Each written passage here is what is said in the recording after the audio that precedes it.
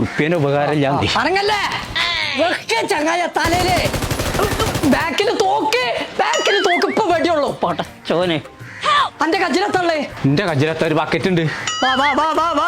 മുന്നിൽ ബോംബുണ്ട് പടച്ച തമ്പുരാനെ കക്കൂസിൽ വെള്ളം പറന്നോണ്ട് അഴിഞ്ഞു പോട്ടൂല.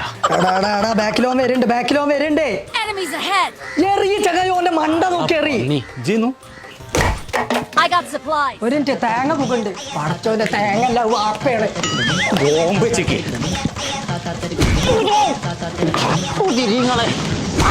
പിന്നെ വെടിയൊക്ക